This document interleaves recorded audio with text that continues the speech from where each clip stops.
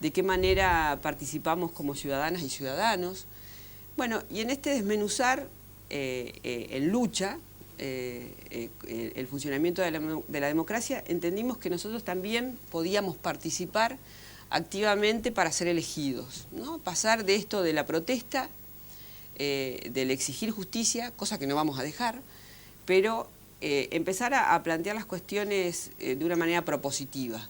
Que muchas veces nos decían esto, sí, bueno, está bien, es muy fácil quejarse, pero ¿qué pasa cuando vos tenés que empezar a actuar de otra manera y tenés otras responsabilidades?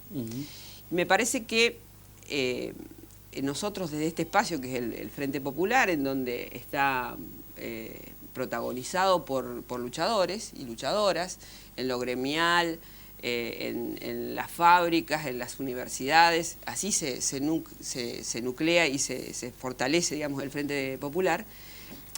Dijimos, tenemos mucho para poner, ¿no? Tenemos mucha historia y tenemos bastante coherencia, que es también lo que decimos. Nosotros a ustedes, a los periodistas, los vemos hace 12 años, nos encontramos en los canales, en las radios, en la plaza, y ustedes saben de la lucha.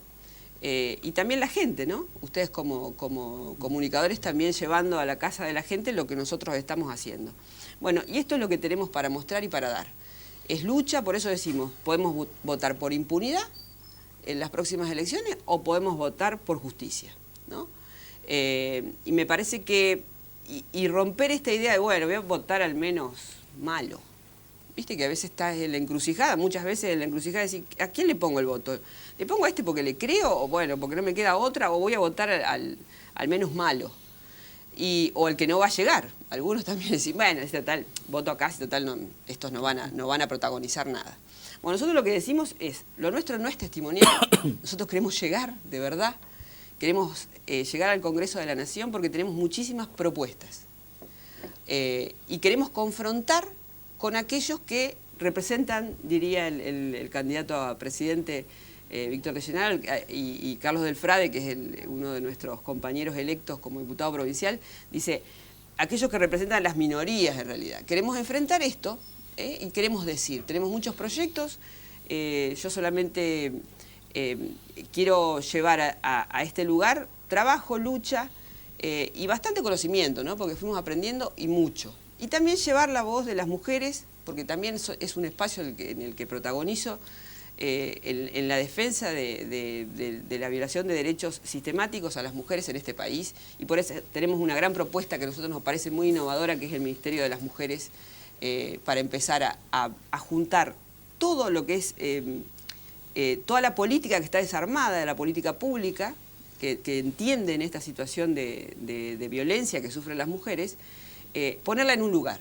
A nosotros nos parece que hoy el Consejo Nacional de las Mujeres depende de Presidencia de la Nación, tiene muy poco presupuesto, como también tiene muy poco presupuesto aquí la Dirección de Políticas de Género. Nosotros entendemos que hay que llevar un ministerio, esta es la propuesta y esta va a ser la lucha, aunque perdamos, va a seguir siendo la lucha. Y ayer estuvimos inclusive con Carlos Delfrade, que como le decía es diputado electo, diputado provincial, y va a llevar la propuesta a la legislatura también. Y me parece que así es como nos vamos a ir juntando, no solamente ni olvidando todo lo que hemos pasado, y vamos a seguir exigiendo justicia, pero también queremos llevar propuestas y por eso queremos ser protagonistas como la voz del pueblo, ¿no? Representando al pueblo, realmente al pueblo. Jorge,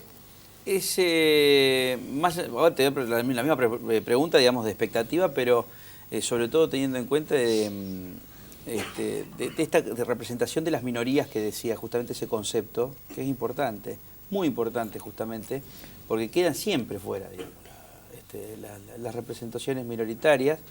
Y está bueno lo que sucedió con Carlitos Delfrade, lo hemos analizado con 2 bancas, va a tener una gran representación en la legislatura.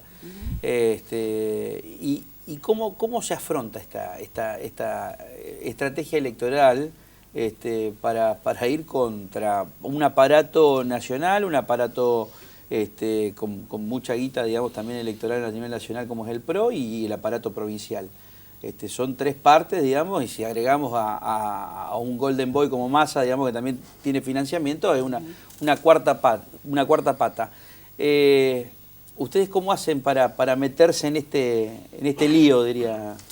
En primer lugar, digamos, el Frente Popular, o lo que es a nivel provincial el Frente Social y Popular, no es una construcción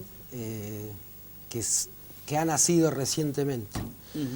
Hace varios años, o sea, por lo menos, como decía María Claudia, los que veníamos luchando en distintos lugares de la provincia, esta idea comenzó a germinar.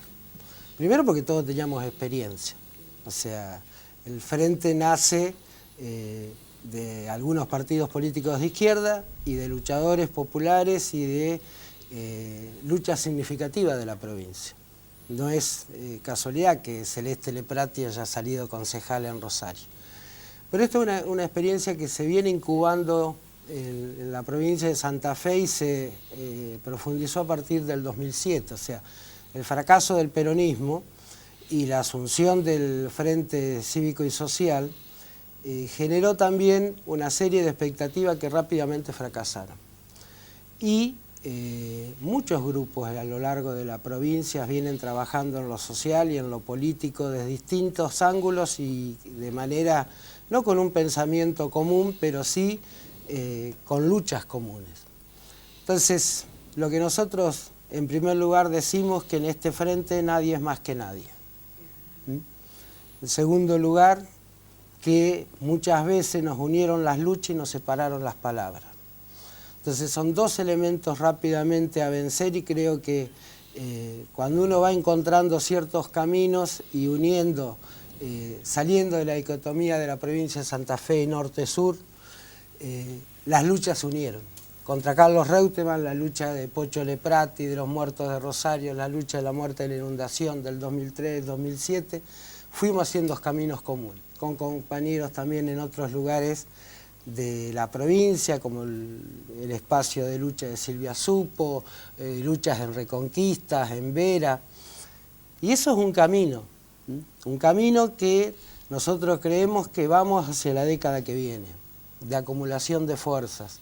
Y en ese sentido hay que unir, hay que escuchar y hay que aprender. O sea, nosotros, en el caso personal mío, o sea, yo vengo de 40 años de participación política, o sea, y de 30 años en un organismo de derechos humanos. Pero indudablemente que si acepté en este momento, muchas veces me habían ofrecido, pero no había aceptado, y las elecciones recientes de la provincia también me habían ofrecido, digamos, Carlos me llamaba para cosas, yo le dije que no era el momento porque no veía en la etapa municipal una posibilidad concreta de poder enfrentar y acumular fuerza. Cuando me volvió a convocar para la etapa nacional, sí, porque teníamos uno de los referentes de todos los males que padece esta provincia. No es solo el culpable Reutemann, eso hay que aclararlo, pero sí siempre los enfrentamos de frente. Y en eso constituye, o sea, pero con una aclaración meridiana. Las urnas no constituyen ningún veredicto de justicia.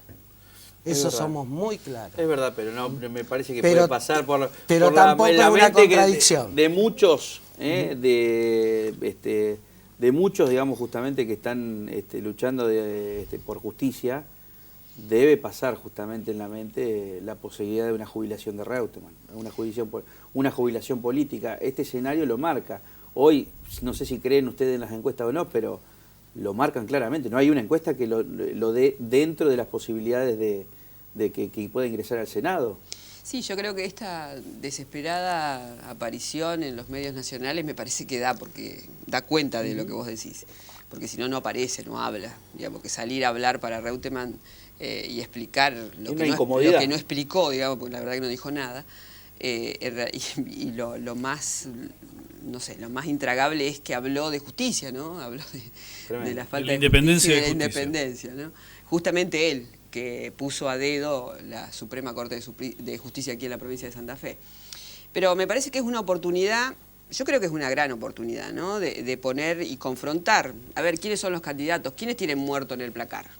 Eso lo tenemos que empezar a decir. ¿De dónde, quiénes son los que forman el espacio o los espacios, porque digamos Reutemann se fue cambiando de ropa, que privatizaron el Banco Provincia. Preguntémonos como ciudadanos, así comunes, ¿qué pasó con los muertos del diciembre trágico en Rosario?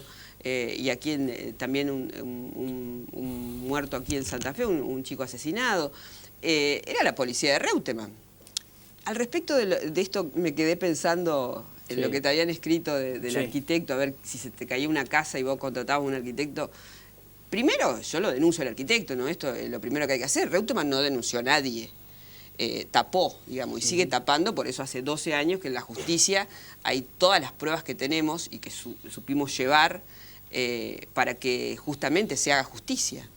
Y como también nosotros hemos aprendido mucho de los organismos de derechos humanos, de las madres, de las abuelas, no queremos venganza, sino queremos justicia. Y seguramente estas elecciones son muy desiguales, ¿no? Porque la pelea es desigual. O sea, vos tenés un aparato enorme de propaganda, un merchandising político infernal, todavía es más, con una confusión bastante seria de la ciudadanía. Con el claro que es un lío, ¿no? Porque hoy vos ves carteles que ya quedaron viejos, porque hay unos que son para gobernador y están muertos ya. Entonces, bueno, todas estas cosas que vos transitas la ciudad y realmente es un lío, porque vos no sabés a quién vas a votar.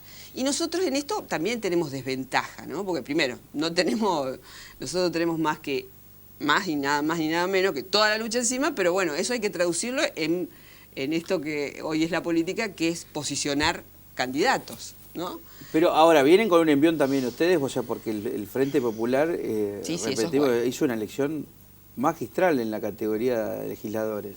Sí, eso es cierto. Está bueno el concepto de acumular fuerzas. Antes de ir a la pregunta de mis compañeros, la izquierda, porque ustedes son de raigambre, digamos, de izquierda, la izquierda debería haber acumulado mayor fuerza para la próxima década, ¿no? Ir preparándose para esta próxima década que vos estás describiendo, pero en esta elección podría tranquilamente haber ido no en tres sectores diferentes, ¿no? Desgraciadamente, mirá, o sea, esto es un largo déficit que viene fragmentada, no solo lo que uno dice, el establishment político. La izquierda también ha sufrido en este país una fragmentación no solo hecha por las represiones sucesivas que sufrió, sino también porque en su vocación de poder y de lanzarse al gobierno, fue consumida por las discusiones internas. Y en ese sentido yo creo que se ha abierto en América Latina un nuevo espacio en la cual han irrumpido en distintos países con mayor o menor fuerza. En Argentina, por supuesto que ha costado mucho más, porque la transformación constante del peronismo es siempre una fuerza que indudablemente no es fácil enfrentar ni vencer. Pero yo creo que el pueblo se va desilusionando por partes. No es una luz de conciencia que lo alumbra. Muchas veces se sobreestimó, por ejemplo, el 2001. Pero indudablemente que la profundización de valores democráticos y la profundización en una democracia participativa cada vez... Está muy bueno esto. ¿Por qué se subestimó el 2001? Sobreestimó. Se sobreestimó. Pues esta pregunta se la hice a De Genaro, que fue un emergente, digamos, del 2001. Todo el mundo, digamos, ya lo daba como candidato opuesto a ser candidato a presidente, digamos, de aquel momento.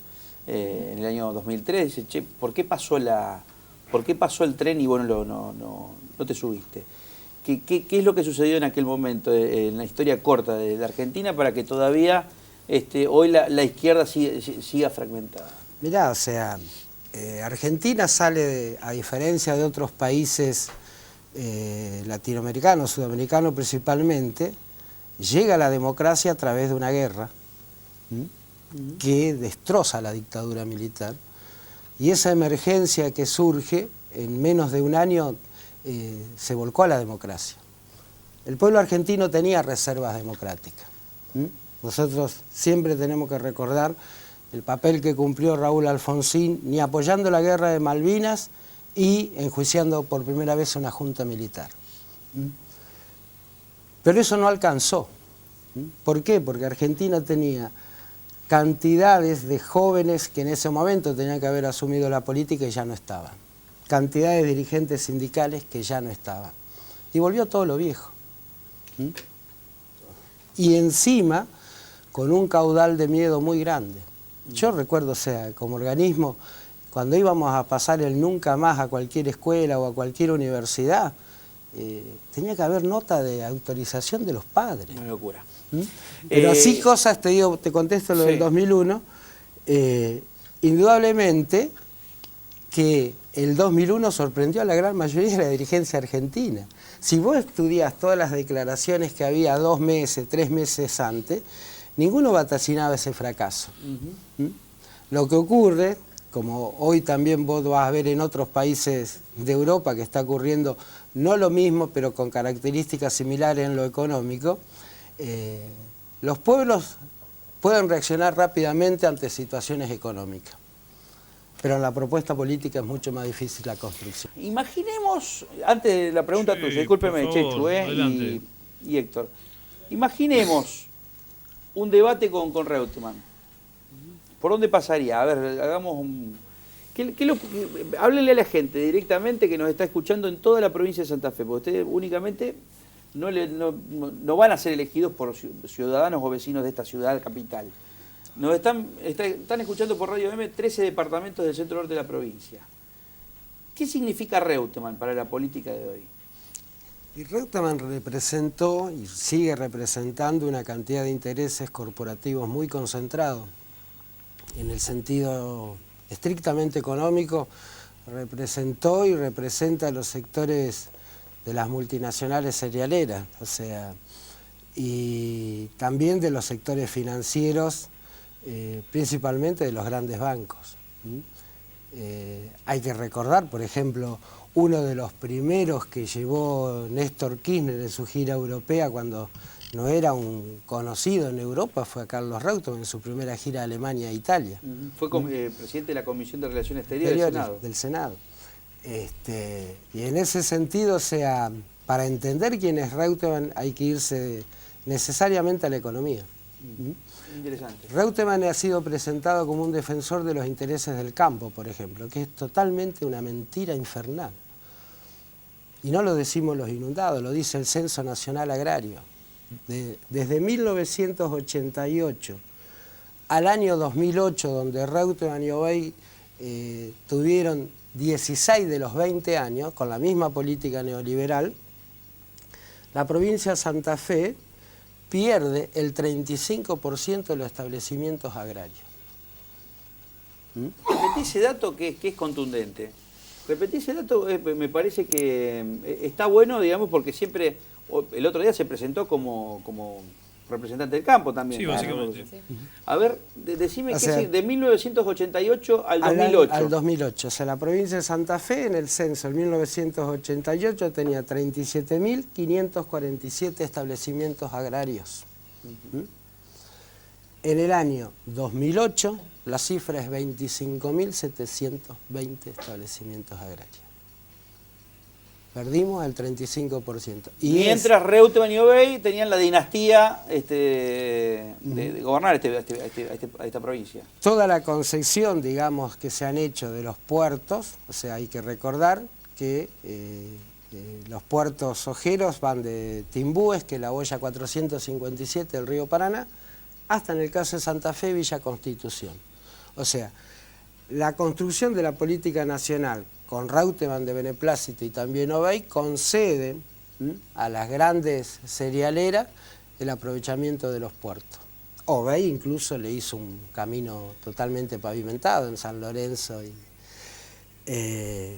Toda la concesión de las autopistas que pasó a manos privadas se dio en la época neoliberal, que no ha terminado. Y otro dato, el más doloroso de todos, es que mucha gente cree que el río Paraná es nuestro. Y el río Paraná no es de los argentinos. Hasta el año 2021 y posible concesión hasta el año 2026 pertenece a una empresa belga argentina, que de Argentina tiene el 2% y el 98% belga. De la boya 457 a la salida del río de la Plata, el río está concesionado. Y cada barco que entra tiene que pagar $4 por tonelaje declarado. Si uno saca, a grosso modo, que por el puerto de Timbúes a Villa Constitución, teniendo Rosario, salen 70 millones de toneladas de exportación, son 280 millones de dólares que se embolsan por año. O sea, en los últimos 12 años han embolsado 3.500 millones de dólares. Y después la provincia no tiene recursos o como pasa ahora cuando vamos a Rosario, que vemos la cantidad de camiones que están parados esperando entrar al puerto. ¿Por qué ese puerto no se hace cargo de esos camiones? Porque es muy peligroso circular por la autopista Santa Fe Rosario en estas condiciones, están sobre las banquinas, hay colas y colas. Bueno, se podría hacer cargo con semejante cantidad de dinero que embolsan de poner plazas de estacionamiento en condiciones para que esos camiones... Y te complemento. De estos 20 años que vos me acabas de decir, justamente está pensado, esa matriz, digamos, portuaria, está pensada para el sur. O sea, los 16 años de Reutemann y Obey, que nacieron en la ciudad de Diamante, y está, digamos, por lo menos el departamento de la capital, el Reutemann, pero su patria chica de ambos fue la ciudad de Santa Fe y el departamento de la capital, tanto, digamos, que está la cuestión de los rosarinos para los rosarinos, los santafesinos para los santafesinos. Reutemann y Obey generaron una matriz portuaria exclusivamente para el sur. Exclusivamente para el sur. Y nos preguntamos nosotros por qué todavía el puerto no está, ¿no? Más allá de los lobbies que haya. Vamos con la pregunta de Sergio Ferreira. De todos estos temas que nos vienen describiendo y de los cuales nos vienen ilustrando, sentados en las bancas cada uno, ¿por dónde empiezan? Digo, está difícil establecer un principio, pero por algún lado, se debe empezar. Sí, yo creo que en principio hay que hacer alianzas importantes para llevar proyectos que a nosotros nos interesen. Creo que se puede hacer alianzas sobre algunos temas en particular. Como decía yo al principio, el Ministerio de las Mujeres. Hoy, después del 3 de junio, a un mes y medio del 3 de junio, donde todo un país gritó basta de femicidios, basta de violencia contra las mujeres, en realidad no pasó nada en el medio. Entonces, si vos buscás alianzas, hay bancadas que pueden ser amigables, hay diputadas y diputados que pueden ser amigables en este tema, y obviamente hay que hacer lobby. Pero los que están hoy en la Cámara de Diputados representando a la provincia, ¿para quién hacen lobby? Y esto también hay que preguntarse, ¿no? Entonces, bueno, me parece que uno de los principales proyectos tiene que ver sobre todo con erradicar la violencia contra las mujeres y que deje de ser un enunciado. Por eso planteamos el Ministerio de las Mujeres en función de que todos los recursos vayan a ese lugar. Para que se cumpla una ley, que es una ley buenísima de protección hacia las mujeres, en donde se sanciona, tanto sea violencia física, violencia simbólica, pero eso no se pone en ejecución porque obviamente necesitas un presupuesto acorde para que deje de ser un enunciado. Hay que trabajar en las escuelas y por eso me parece que debería haber un ministerio en donde todos esos recursos vayan por un solo lugar, porque hoy el Consejo Nacional de las Mujeres no da cuenta en respuesta a tanta violencia, a tanto machismo, no da cuenta y no llega, digamos. Y seguimos sufriendo, siguen matando mujeres, siguen violando mujeres, y me parece que debe ser una política de Estado en serio, no un enunciado. Me parece que nosotros deberíamos, en principio, al menos desde los espacios que yo represento, porque dentro del frente cada uno va representando espacios y creo que es importante también. Y lo otro que me parece muy importante es que desde esa Cámara, donde hay recursos, donde hay plata, esos recursos lleguen a las organizaciones que nosotros representamos o con las que venimos trabajando. Hoy en la ciudad de Santa Fe, en la provincia de Santa Fe, en Rosario, en los diferentes lugares tenemos muchas organizaciones que trabajan en los barrios, comprometidas con los adolescentes, con los pibes, con las pibas, y en realidad no tienen recursos, o sea, no llega la plata. Y ellos, digamos, estas organizaciones hacen cosas que el Estado no hace. Entonces, desde la Cámara de Diputados debemos empezar a bajar esos recursos a las organizaciones que están laburando en serio y de verdad en los barrios de toda la provincia. La pregunta de Héctor Galeano, dale. Bueno, recordaba que, ¿se acuerdan el caso de esta joven que fue asesinada por el famoso gusano Vera? Fue en el 2013. La madre que quedó a cargo del nenito sigue pidiendo ayuda 2 años después. económica al Estado provincial para hacerse cargo de sus hijos y de su nieto. Pasaron 2 años, ¿no?, de aquel femicidio tan brutal, donde el Estado, digamos, quedó al descubierto de la poca eficacia en evitarlo. Exacto. Porque fue durante un fin de semana de Pascuas también eso. Una pregunta para María Claudia, así muy brevemente, y una más general para ambos, que tal vez es un poco más compleja. La primera es, ¿te peleaste con Verónica Guío aquella vez en el casino y se transformó eso en una denuncia? ¿Y en qué quedó? Verónica Guío es la mujer de Reutemann. Exacto. Sí, Verónica Guío es la mujer de Reutemann. El búnker quedaron ellos dos nomás. Sí, cuando Reutemann estuvo aquí en el cierre de campaña del PRO, nosotros como Inundadas fuimos a escracharlo, a gritarle en la cara algo que venimos diciendo en la plaza y que venimos exigiendo justamente en este sentido a la justicia. Bueno, yo lo tuve cara a cara, le dije inundador asesino. Cuando bajo de la escalera, en este hotel que hay aquí en el puerto, siento que viene una mujer, me grita, me insulta y me pega una patada. Bueno, yo obviamente, nosotros entendemos que la violencia tiene que ser denunciada, ¿no? Es algo que venimos trabajando, no hay que callarse. Entonces me fui hasta la comisaría, hice la denuncia, pero hasta hoy no hemos podido lograr, o la justicia no logró que ella se notifique, porque a mí me constataron lesiones leves, ¿no? Yo tenía una patada, un golpe, digamos, el médico policial hizo la constatación, eso está en una planilla, viste que hay un cuerpito en donde ponen dónde tenés la lesión, eso está hecho y te dan la oportunidad de que si vos querés seguir, obviamente hay que identificarla, le tienen que pintar los dedos a Verónica Guío, pero no la están encontrando. Así que bueno, llamaba a la solidaridad si alguien sabe dónde ¿Cómo no vive la están Reutemann. encontrando? Y no, el domicilio. El domicilio. Claro, el problema ese. Y bueno, y también lo otro es que he ido varias veces al Ministerio de la Acusación, que es donde está radicada la denuncia, y bueno, ahora el fiscal Apuyán en ese momento no estaba, así que lo tomó otra fiscal, que bueno, muchas idas y vueltas, la cosa que no está prosperando tampoco que la justicia se mueva en función de encontrar a la Verónica Guío, que obviamente tiene que responder. Vamos a lograr a las amigas de Verónica Guío, bueno, en el Facebook, si pueden aportar donde está, le vamos a agradecer. A Reutemann tampoco lo podíamos encontrar. No, y a Reutemann tampoco, Reutemann tuvo es que verdad. pasar la notificación a través de un tapial. Pero el domicilio que aparecía, o sea, el domicilio que tenían sí, ustedes. Ahí en Guadalupe, pero nunca está. Es teóricamente. Nadie lo agarra. Está los fines de semana. Y la justicia no trabaja los fines de semana. Entonces va de lunes a viernes y no encuentra a nadie. Hasta que a una empleada judicial se le ocurrió, como vive pared por medio, llevarse el acta y cuando lo vio en el patio lo llamó. No te puedo creer, esto no sabía. Date la cuenta. Y Reutemann se acercó dentro de la causa de inundaciones, ¿no? Y le dijo, te paso esto, te notifico, tenés que declarar en la parte de prueba. ¿Qué año fue eso? Ahora, en la última. Claro, en el 2013, cuando fue la declaración del caso de prueba. Yo no te puedo creer. Bueno, ¿y qué dijo Reutemann? Todavía siguen hinchando con esto, vení que te firmo. Te devuelvo. Las informalidades de la justicia.